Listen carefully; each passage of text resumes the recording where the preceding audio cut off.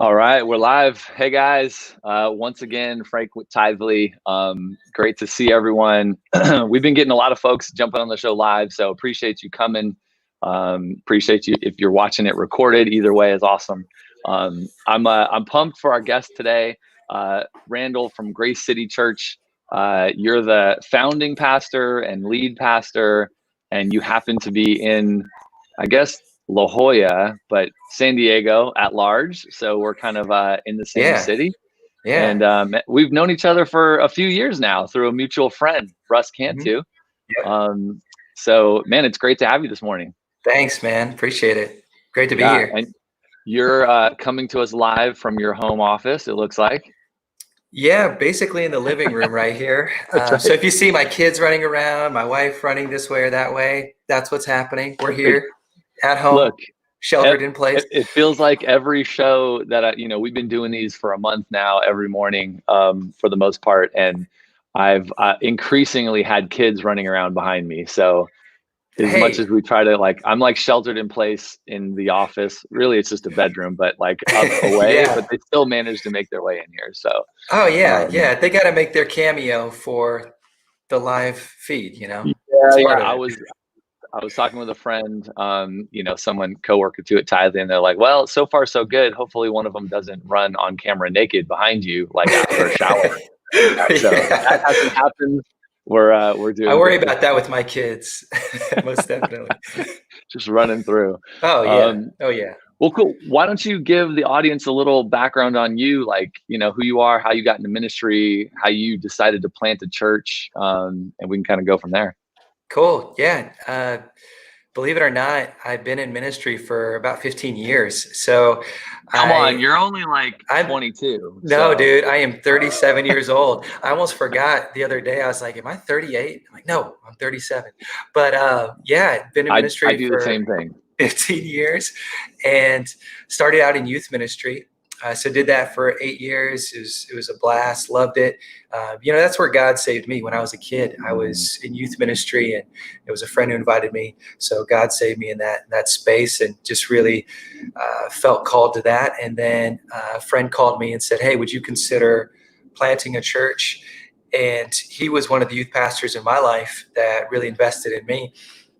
So it kind of came full circle, Were you in right? San Diego? Are you born and raised in San Diego area? No, so I'm originally from Hawaii and then grew up Got it. in Okay. Indianapolis and then was working at the time in Savannah, Georgia. So I've been all over the Hawaii to map, Indy. dude. I don't even I know, understand that move. I know. But we've been all over the map. So at that time I was there, but uh, yeah, just God started stirring in me and my wife's heart. And we said, if there's a need there, a legitimate need to plant a church, then we'll go check it out. And so that's what we did. Hmm. And from there, God placed it on our heart to come out. And Grace City, coming up on 5 years Yeah. as a church, and it's been cool to see what God's been doing over those years. Yeah, yeah. And you guys planted, did you go through like ARC or Stadia or any of Yeah, the church planting kind of networks? yeah, we went through Stadia and Okay. went through all the assessment and everything, and so they Shout got out us to set up. Stadia. Shout out to Stadia's great. Stadia. Yeah, Yeah, great partners. We've actually helped probably 50 to 60 Stadia church plants over the last couple of years. So, right on. big fans of That's those great. guys.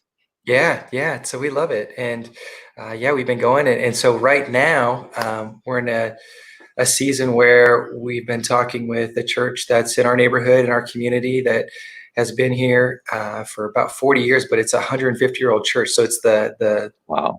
oldest church in San Diego, and we've been No talking way. about yeah, it's literally the first church in San Diego, First Baptist of San Diego, and so they are the first. But we've been talking Wow. about what would it look like to come together, be one church in our community, to share the hope of the gospel to our Right. neighborhood. And so, yeah, we're in the middle of that right now while we're going through everything that we are. Because you guys, I guess to just dive into that for a little bit, you guys have been in kind of the La Jolla area for a while, and you're like renting a school or renting other facilities for the first X number of years.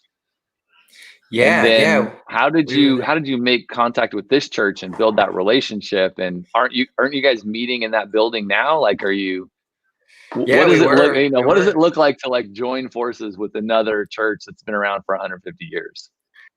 Oh man, it's been really cool. I think I've learned a lot. So I've been friends with Scott, who's the pastor of First Baptist, since we came into the community, and his heart Yeah. has always been for the gospel and for the kingdom. So it's been cool as the years progressed to be able to get to this place where we said, you know what, like, what would it look like to join together, to be Yeah. a stronger presence for the gospel here in our community. And it really was birthed out of a friendship, right? It wasn't out of Yeah. need necessarily. The school, we loved the school. We were meeting at UC High School throughout, and we really enjoyed it there. But it just felt like there was a new season that Hmm. was happening in our church. Right. And Scott and I say, I think we're probably end up writing a book someday about all of what we've been through. But just to Yeah. see uh, a church that, for our church, we were pretty young, but now it's very multi-generational, which is super cool. Right. Right. Yeah, man, that's cool. I know we're not here to necessarily go into all of that, but I think it's just a cool Yeah. story. Oh yeah. Um, I don't know how often that happens. I mean, I hear of churches and buildings being donated and that kind of stuff, but two churches just sort of like legitimately coming together when there are still, hundreds of or so people like going to the churches and all that, I think is maybe unique. I don't know. Maybe it's not. Yeah. um, If people are looking for a great book on that, Better Together is a great book that we went through. And if anybody's thinking about it, but it's actually happened a lot more really? in America. Yeah. It's pretty cool. Yeah, yeah. Better together. Okay, noted. Someone, if you're watching live, find that book and post the link to the Amazon book in the comments. So let's talk about going to church online during the coronavirus. We're in week, 8 or 9, depending on when you started meeting from home. What's that been like for you guys? Were you live streaming before? When did you kind of start? What was the first day of full remote service? Kind of how have you transitioned into that? Yeah, we were streaming the whole time. We've streamed since the beginning of the church of Grace City, and so we've been streaming live. But I think for us, it's we're missing the relationships, we're missing the being able to be together part. But Yeah. as far as the technical side, uh, it's been a work in progress. It's been a work in progress because there you start As for out. most, we're all Yeah, yeah. You start out and you have this idea in your mind of this is how our stream looks like. This is the right. quality level, and then you start to watch it from your home, and you're like, we got to work on this. Because you were This on the isn't other side of the camera. Like exactly. most people, that's probably true. Like for most Yeah, people they were on the other side if they were streaming. They weren't really consuming that content yeah, as like an end user, a consumer of the yep. content. And so all of a sudden, when you're put in that spot, yeah, I love that. I love that. You kind of learn from that. Yeah, so you're watching and you're saying, "Oh, we should be doing this," or "How can we make it more personal?" Because, uh, you know, I remember the first Sunday, and I was actually sick that Sunday, so I wasn't there. But we did it on the main stage like it was just a normal service, Okay. and from home watching it, it was good for me to have that perspective, to see what it was like if we were to continue to do it that way, right? And so I Yeah. think that week, like, we got a great team of people who are flexible and like, hey, we need to work on this, and we want to make it the best it can be. And Yeah. so our worship guy Billy, he's like, okay, how can we build a studio out in the space that we have? What do we need to get? Lights, all those types of things. And so we were kind of ahead of the curve in a sense, because a few weeks earlier we were like, hey, things are kind of changing a little bit. And what if something like this Mhm. did happen? Let's start ordering equipment now, because it's going to be out quick Right. once everything Yeah. changes. which it is, right? Like all the gear, not all, but you know, a lot of the stuff people need is gone right now. Yeah, a lot of the good tech that people, cheap stuff that's good, that it works. Hmm. It was gone. So very early on, we were able to get like a newer computer for editing, some lighting, testing things out beforehand. So our team was ready to make that switch once it Right. happened, and then let's experiment. Let's try some new things. Yeah. Yeah. No, I love that. And I mean, it's almost a pro tip, like as a church leader, especially as like a senior pastor who's normally up there teaching, preaching, kind of creating the service, it's probably a really good idea for every church leader out there to watch their live stream or to watch their pre-recorded service after it's over, Yeah. and watch it from the perspective of, a church member, a consumer of the content, to see what that feels like. Because I Most think that's going to definitely. just gives you a lot to think about a position. Because when you're putting it on, you're thinking about it, but you're not experiencing it. Like Yeah. you're experiencing the whole different side of it. That's not what, the normal churchgoer is seeing. So I love that. What kind of gear did you guys get into? So you were going first Sunday, and then all of a sudden you're like, you got some gear. Maybe give us the list. Like, what are the top 5 pieces of equipment that you guys needed to do this well? Oh man, I think Billy would be able to answer that better than I Where's could. Billy? Billy, get in the Where's comments. Billy at? I can tell you what I went through, because Yeah. for me, I had kind of put tech aside for a while. In youth ministry, you're innovating, you're creating videos all the time, you're creating content, right? And so I loved doing that, and whether Right. it was starting out with iMovie and just creating simple videos through that, then Yeah. kind of moving into, okay, what does it look like to mess around with Premiere, and how do I edit through Premiere? And so I did that when I was in youth ministry, but then when I got into church planting, I kind of put it to the side, man. Like, Hmm. Hmm. with all the other things that I've got going on, and so what I've learned through this is I'm having fun, kind of experiencing again and exploring some of the tech stuff that's out there Yeah.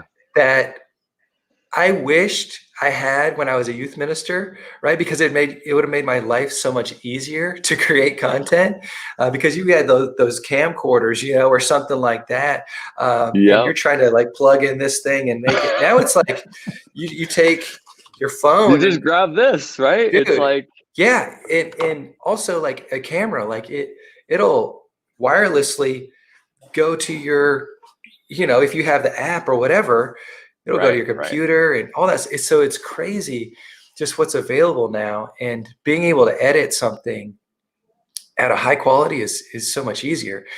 So Um, are you, like, we kind of talked a little bit before in terms of your personal stuff, like what are you doing to educate yourself and get back into the tech side of things? You put it aside. It's probably true for lots of senior pastors who are, they're thinking about the whole church. It's like they're not spending all their time on tech and comms. And so how are you yeah, jumping back in? What kind of resources and content are you consuming to educate and learn along the way? yeah. So YouTube is a great resource, and what I found is, uh, there's We content got a out good there. hashtag real quick. We got the Where's Billy hashtag I love that. I from love that. Mr. Doug Loverin. So, Think Media is doing a great job online, Yep. with Yep. just creating content. So we talked about this before we jumped on, like the M50, Canon M50 is affordable, but yeah, you can get some really high quality content from that. And so I've been watching a lot of Think Media and what they're putting out there as far as just simple gear you can get. And Yep. the cool thing is in the comments. Sean Cannell. Sean, Yeah, yeah, I yeah, always get yeah, his last name wrong, but yeah. anyways, yeah, over at Think Media. And so they're doing some cool things, but they're making it simple, right? So it's like you look in the comments, you got the whole kit, the gear kit that Right. you can get on Amazon. Again, right. just Like like we buy this talked. camera with this lens, this mount, this light, this whatever. They put the Yeah, whole kit together, and they've got videos that are cool, like, live streaming on a budget. And so you can find exactly. live streaming on a budget video, and they put the whole kit together for you and give you some, basic tips on how to set it up. So yeah, that's a great channel. Think Media is Oh, awesome. most definitely. And Moment lenses are great. And so if you go on YouTube, Wow. you look up Moment. This is all about the phone, right? And so it's like you got this right here in your pocket, and a lot of the time what we'll do is just simple things, right? Like you'll take a video and we'll do it like this. One of the things that we need to know is that the front facing camera right here is the worst one on your camera or on your phone, Right. right? It's the worst one. And so we're taking it with the lowest quality, looking really bad, and we don't even realize it. And so all you got to do is just flip it around, and you got this great camera on the other side that's built in. And so how can you figure out how to make video instead of like this, and flip it around? Right. Just simple tips, I right? think Media, their YouTube channel, even has tips on like how to do great video with your iPhone. So you can even watch that, and you probably go from, a level 1 skill to a level 5 or 6 skill based on watching one video, right? That's it. So yeah, you're able to level up pretty quickly, and that's where I'm finding I need to be able to do that if I'm sharing content, because for me, I believe this is the most important content in the world, right? We're sharing the gospel.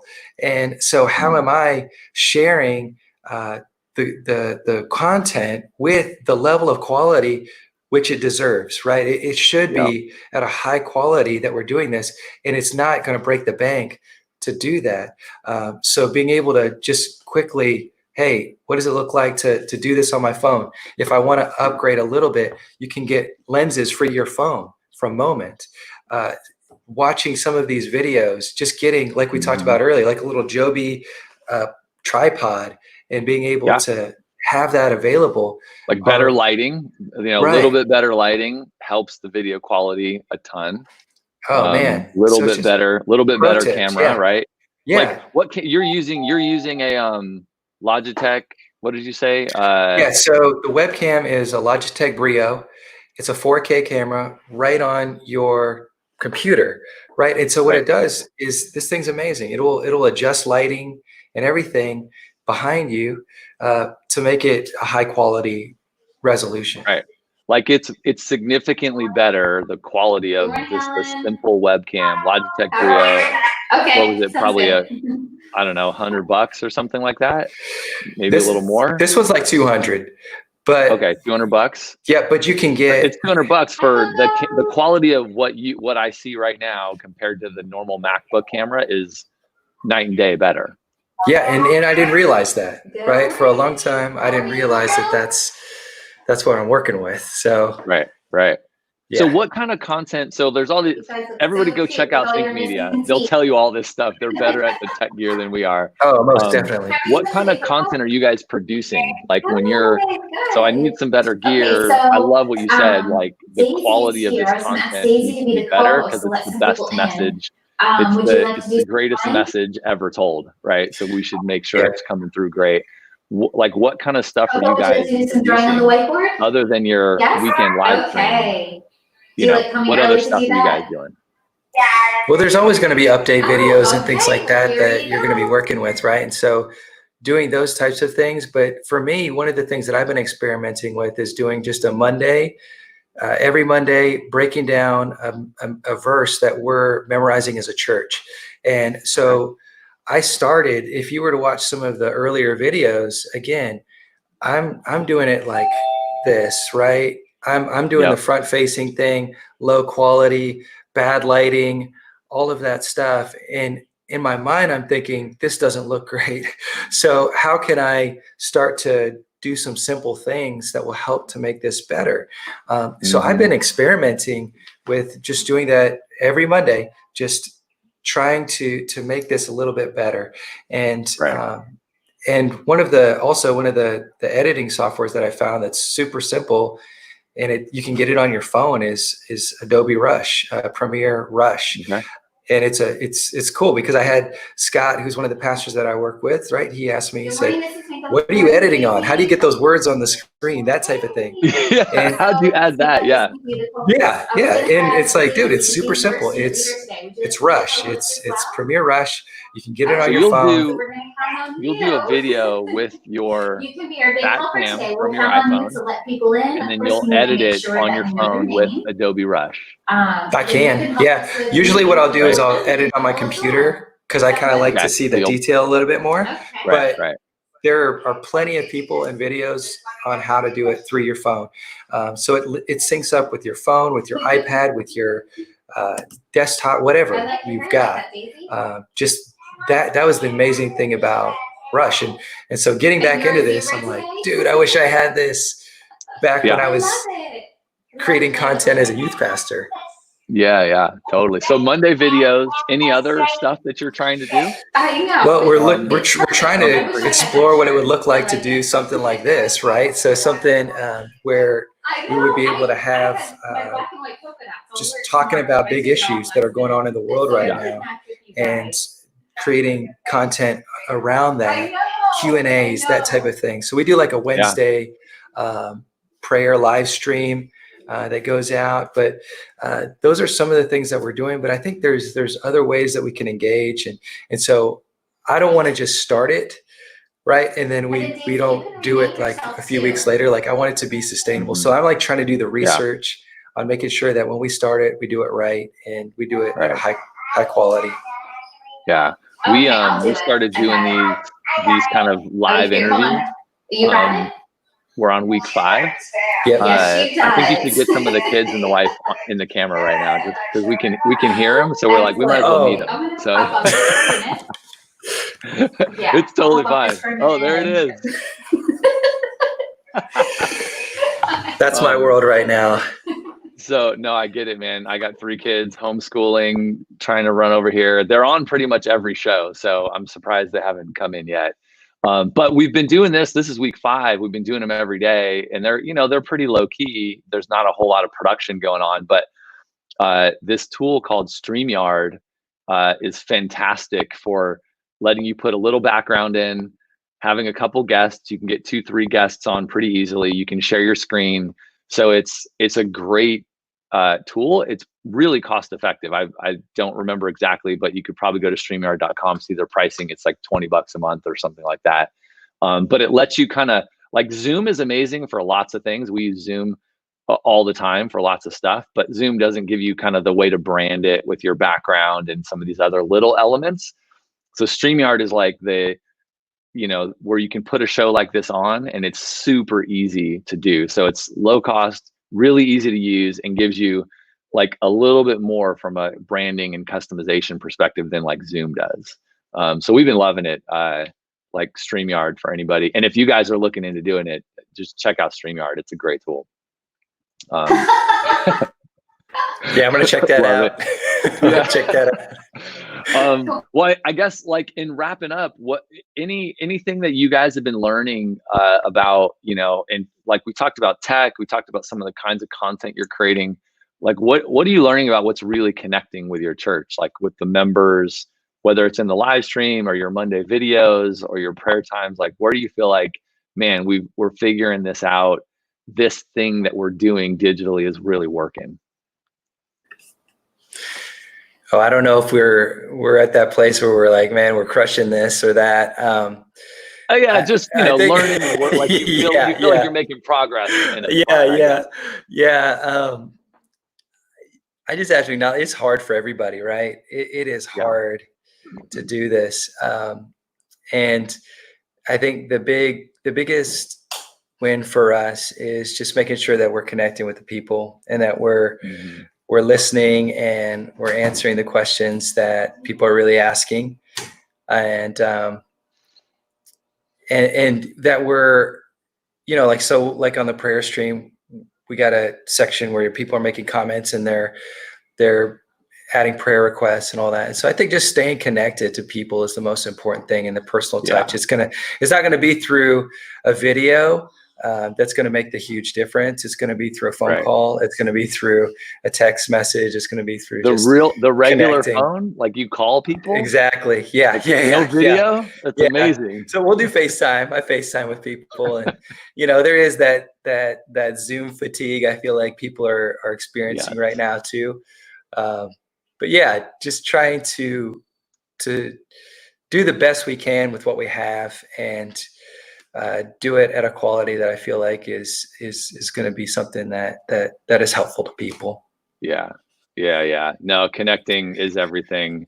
And people dig it. Here's another one. We appreciate y'all. I wonder where they're from. South Carolina, North Carolina. I used to work out there a ton, so y'all was all around, but we appreciate y'all and don't mind the background cameos. That's life. We're thankful for the information you're sharing.